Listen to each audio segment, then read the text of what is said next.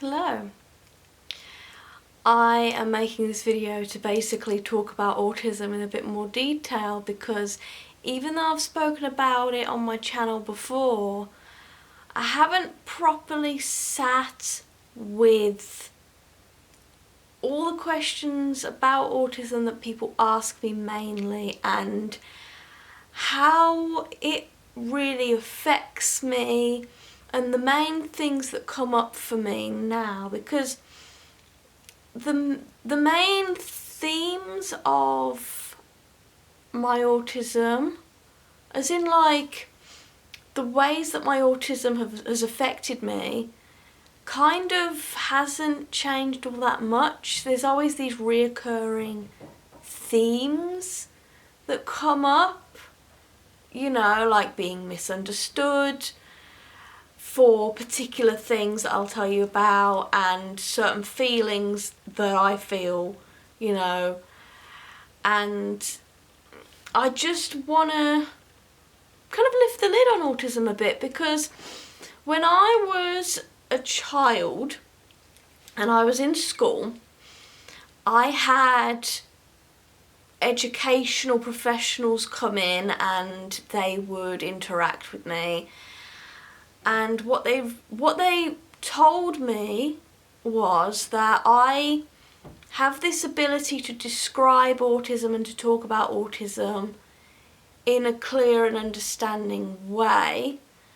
And they said to me that I have this ability, a rare ability, to lift the lid on autism and to tell neurotypical people, that's people without a neurodiverse condition, I find it easy to tell them what autism is like on the inside, you know, what certain things feel like. And one of the main things that people they kind of not like to hear about because it's difficult, but one of the things that people find the most beneficial that they've told me is the way I describe autism and our lack of self-awareness sometimes. So I'm trying to be more self-aware, but it's difficult. It's very difficult. I will give you an example, well, two examples. So the first example is when us autistic people are overwhelmed, but we're not in a meltdown or a shutdown. It looks like we are fully functional and okay, but we're not. And then our self-awareness goes. So for example, I was in London about a year ago, and I was at the busy, famous London Euston train station, and I was outside there, and my grandma called me and she was really upset, absolutely distraught, because she'd accidentally sent me a message that was, it used like a bad word, and she didn't type that. Something happened, you know, technology, like it accidentally happened somehow, you know. And she was crying, and because she's hard of hearing, I was shouting down the phone, was like this with my phone, going, "It's okay, it's fine, you haven't been hacked." And I was trying to explain to her what end-to-end encryption is on WhatsApp. You know, I was trying to explain to her what that means, and she you know, she couldn't understand. And I was shouting and shouting and shouting. And usually in London, everyone just turns a blind eye to things, no one really cares. So the fact that people actually confronted me while I was on my phone, they looked at me and they said to me, "You don't need to shout." And I was just like, well, what do I do? I don't know what to do. She's hard of hearing, she can't hear me. And I was just freaking out. And on the outside, it made me look just, I don't know how it made me look, but it made me look not very good anyway, put it that way. And it was just terrible.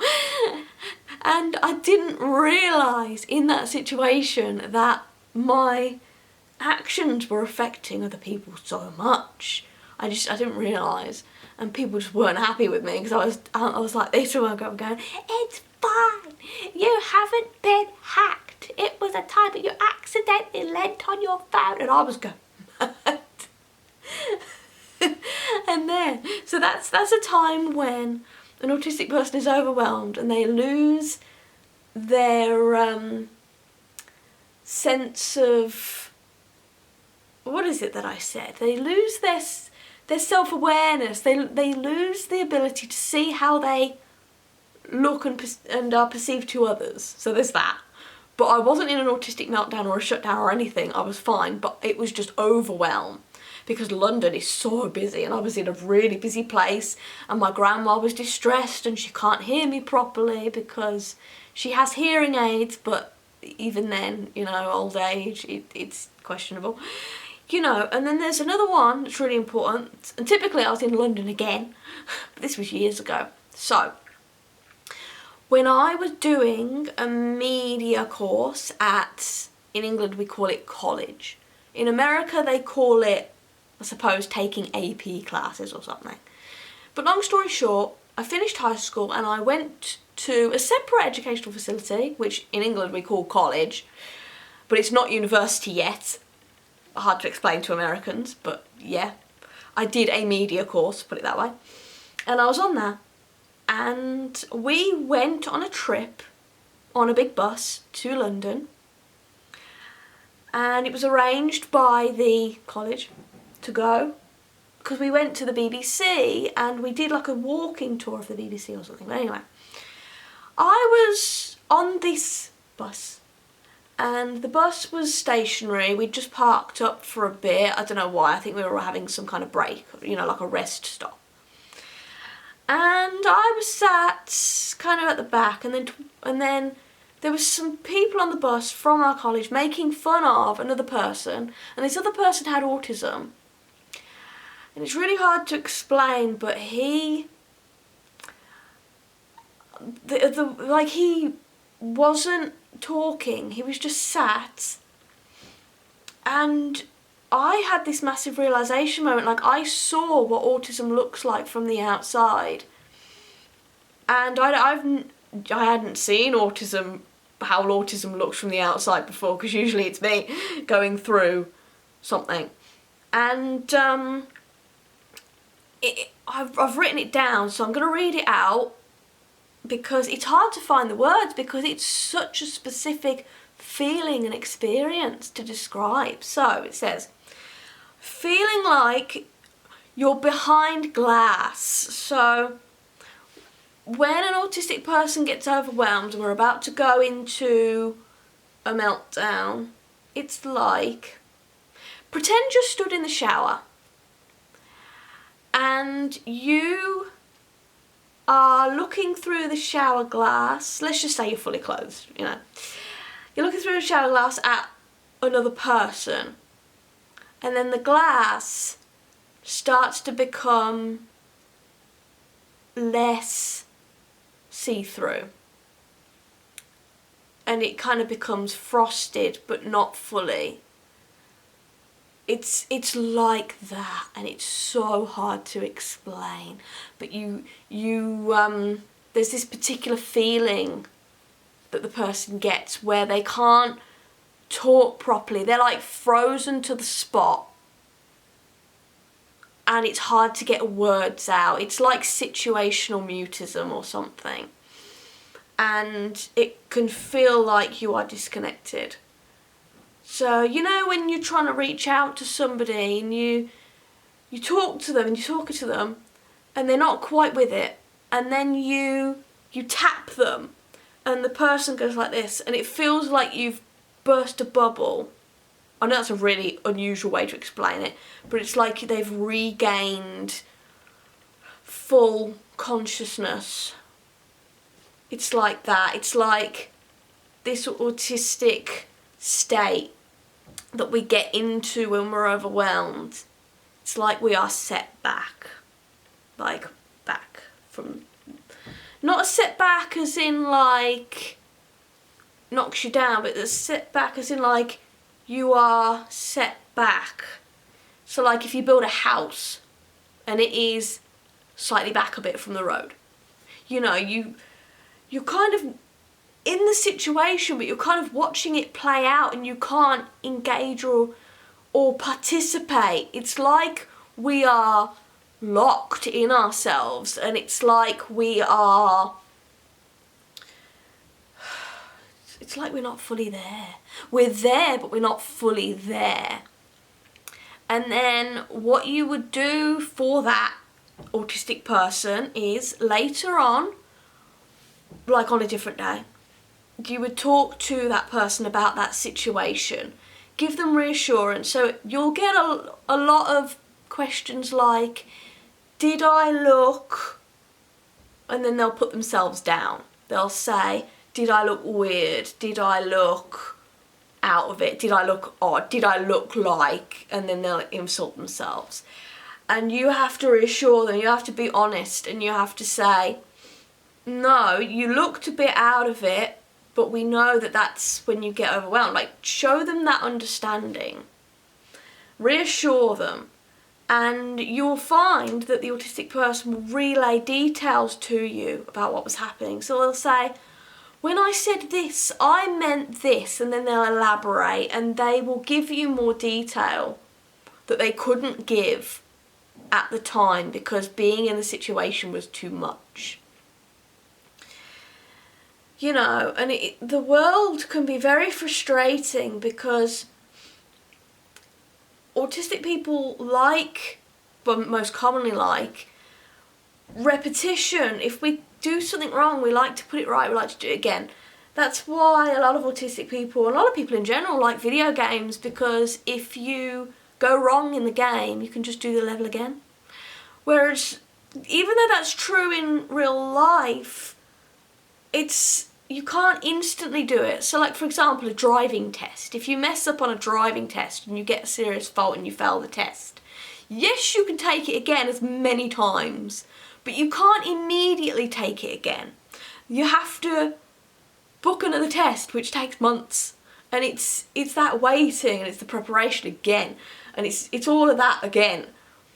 You know, you can't instantly put something right again, and that is something that autistic people struggle with so much, you know. And there are a few things I want to touch on. I'm looking at my phone. So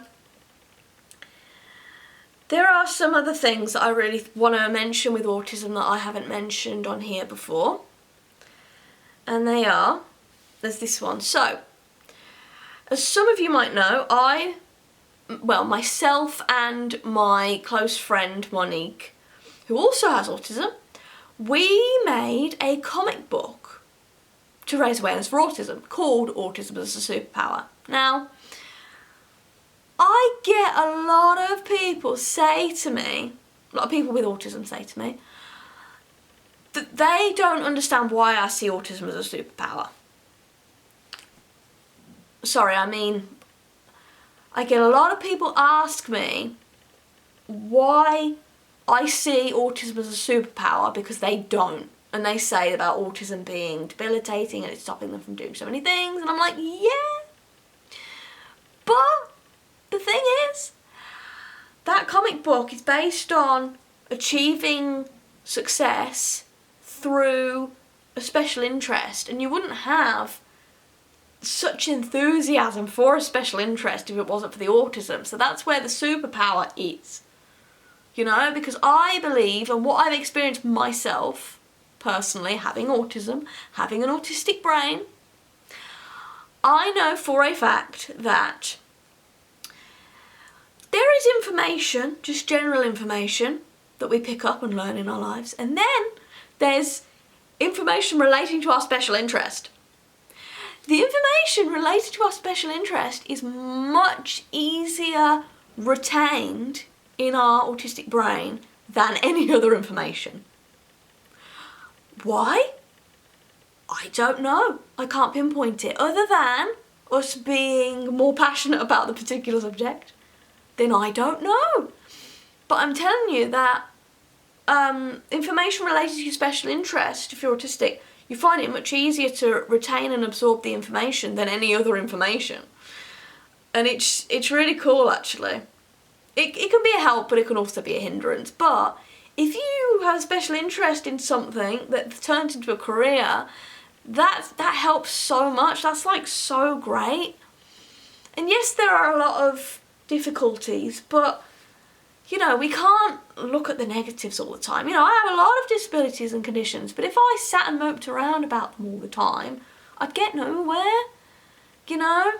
And all these autistic people that say to me that they don't think autism is a superpower, they have found their special interest has led them to a career. Like, I won't name names, I can't name names, but there's a girl on TikTok that has autism, and she has an intense special interest to do with insects, you know, like bugs, butterflies, you know, stuff like that.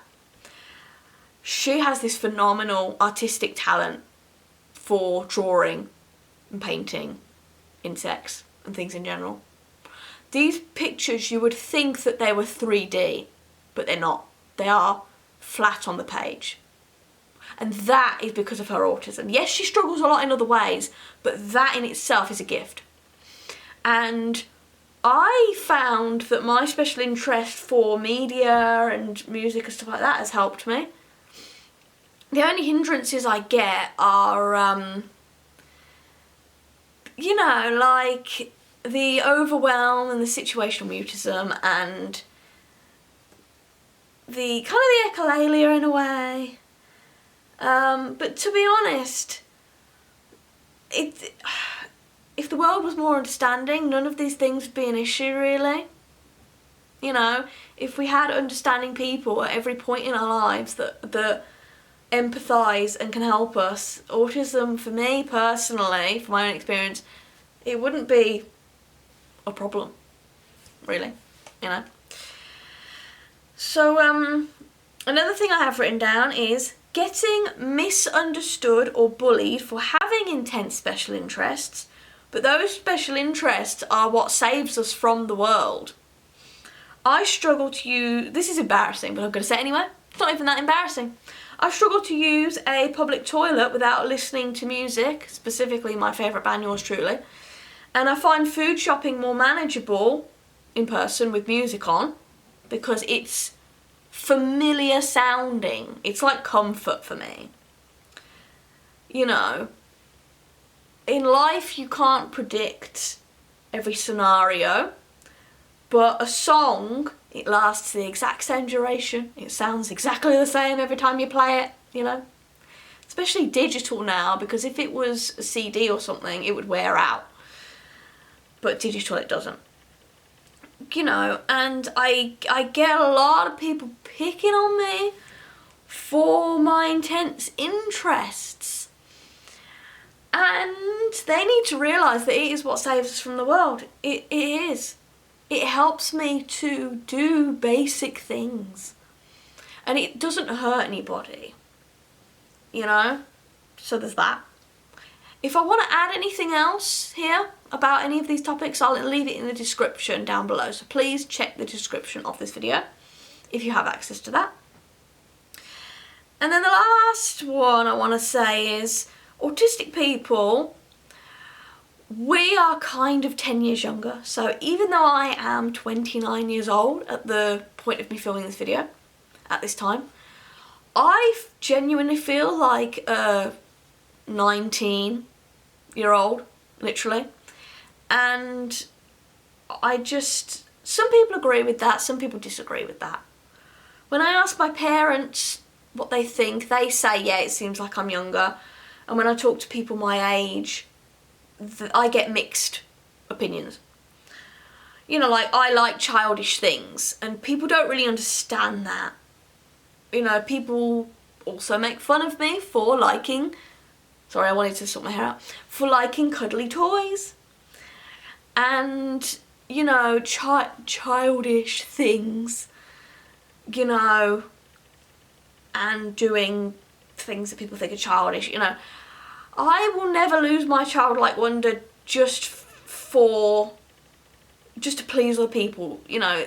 They are just being ignorant, and that is on them, you know. I don't think it matters You know, I think it's fine that I like childish things, that other autistic people like childish things, and you know, a lot of it is sensory and a lot of it is familiarity, like the softness of a cuddly toy, the softness of a blanket or a soothing comfort item, or you know, Play-Doh or kinetic sand or fidgets. There's a tactile need there, you know. And then the other thing I was going to say is that I believe that I am wise beyond my years in a lot of ways, but I also really struggle with social situations. And I struggle with self-awareness at times as well. You know, I try to work on it, but I can only work on it as much as I can, depending on how overwhelmed I feel or how, you know, because I can get understimulated, I can get overstimulated, or I can just be somewhere in the middle and fine and able to manage myself. It depends whether I want to, not whether I want to, whether I can manage it or not, depending on how overwhelmed, underwhelmed I am, how I feel at the time. You know, if I'm overwhelmed at that train station and I've got my grandma distressed down the phone, I'm gonna struggle and I'm gonna lose my self-awareness. But if she's talking to me about just something in general and she's calm and I'm in a peaceful location, you know, it's trigger points. It depends what the trigger points are and what happens, you know. It's just, I'm having it a lot recently. I'm getting a lot of ignorance from people. Being like, oh, haha, you're so childish, you like cuddly toys, you're so obsessed with this, or you're so obsessed. You know, being like, oh, don't you want to do something else? Don't you want to listen to something else? Don't you, you know, to tell me to grow up and all these things. And I don't think there's anything wrong with me. I think there's something wrong with them. For that, I do. I just do. And I get a lot of comments where people say, oh, you don't look autistic. And I'm just like, we don't have to look a certain way, you know? And they're like, oh, you can hold eye contact. Yes. Some autistic people can, some autistic people can't. It doesn't make us any less autistic or any more autistic, really, you know? So yeah. You know, people, never ask people this question for any condition that they have. Don't ask them, like, don't look at them and say, be honest. Do you wish you didn't have your disability? Don't ask them. Just don't ask them. No matter how well you know them, even if you have been married to them for 20 years, even if you look, you know, even if you know them really well, just don't. Because we all know that mainly most of us wish that we were neurotypical because life is challenging, life is really hard. And then there's a lot of people that say that they wouldn't change it for the world. But that changes, that answer changes depending on how we're feeling at the time. Because when I'm having a really hard day with autism, I would give you a different opinion to when I'm having an absolutely fine day with autism. But that's like anything. It's like some people say, oh, do you wish that you never had kids? And it depends if their children are being difficult or not, isn't it? If they're having a great time, you know, if they're on a nice day out and their kids are behaving, oh, you know, I love having children. But if they're having a difficult time, they go, oh, I hate having children. You know, it's like that. It's everything is, I don't know why my brain just said subjective. Everything is, it depends on how you feel in the moment. You know, just don't ask a disabled person if they wish they could be without their disability. Just don't ask them. Just don't ask them. Because it's not nice to ask, you know, to be asked that. And I've been asked it a lot. And my genuine answer is mixed. It's sometimes yes, sometimes no. But the reality is I'm autistic and I have a lot of different conditions and I can't change that. So finally, to end this video, I want to tell you all of my condition names because I'm finding out more and more about myself. So I have autism, which I've known my whole life as being Asperger's syndrome, but apparently we don't use that term anymore for some reason. So I have autism. I have Dyscalculia, which I describe as a mathematical form of dyslexia, but I don't have actual dyslexia, so I have that. I have Dysgraphia, which is a handwriting disability which makes you hold a pen in an unorthodox position and it hurts to hold the pen and write for a long time. And it affects your handwriting, how your handwriting looks and the legibility. I also have echolalia. So if a bird in front of me goes rat, I will immediately go rat. And a lot of people react negatively to that. A lot of people look at me like this and they're like, why did you do that? That's annoying. It's echolalia. You know, sorry, but it is. You know, sorry, not sorry for my disability, you know. And I also have joint hypermobility, so hypermobile spectrum disorder, which can be linked to autism. A lot of autistic people have it, and I have that. And I have situational mutism, so when I get overwhelmed, I can't talk properly, I really struggle. And I'm like there, and the person's talking to me, and I can't get my words out properly. And it's very difficult and challenging. I'm trying to think what else I've got. Sensory processing disorder, where I struggle, I can't see fluorescent colours. If I see a fluorescent colour, I get overwhelmed. It's a lot for me. And there's sounds, like I can hear electricity sometimes, it's a lot. And what else do I have? I'm trying to think of all the different ones so that I don't miss any out, because I always miss some out. There's one, I can't remember the name of it, but it's where a song or a television advert, commercial, plays in your head again and again and again. I think it's called Auditory Echolalia. Let me just look that up. My camera just coughed when I was talking then. I just googled, well, I just put into ChatGPT, define auditory echolalia.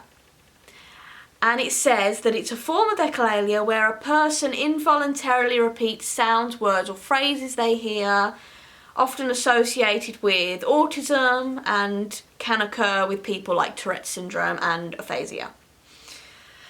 I have that for sure. There are sounds that I repeat randomly throughout the day that I've heard. And this is particularly embarrassing for me, but I'm going to do it. I'm going to say it. I'm going to do it. Because I haven't before, ever. But I will... It's only at home with my parents. When I get overwhelmed and I don't know how to respond to something, I will say boo. So I will go boo. and I don't know why, but I do. And I only do it at home. Or the sounds that I'll hear, I'll go Bobby, into Bobby. Or when I talk to my dogs, I go da baby da whoop. Or I'll hear, it's mainly brain rot, like TikTok trending sounds. I'll hear those and then I'll randomly repeat them throughout the day. I hate that. I hate that. But I don't know what it is that I'm thinking of, but there's another one that I'm trying to describe where it's a type of echolalia or something, where a song will play in your head or an advert, like a commercial, will play in your head. And when I was a child, I found it really difficult to sleep because it would play again and again. There was like I can't remember what it was, but there was some kind of advert with a baby doll, and there was like a jingle along with it. Like, not baby Annabelle, but it was some kind of baby. It wasn't baby born, it was baby something.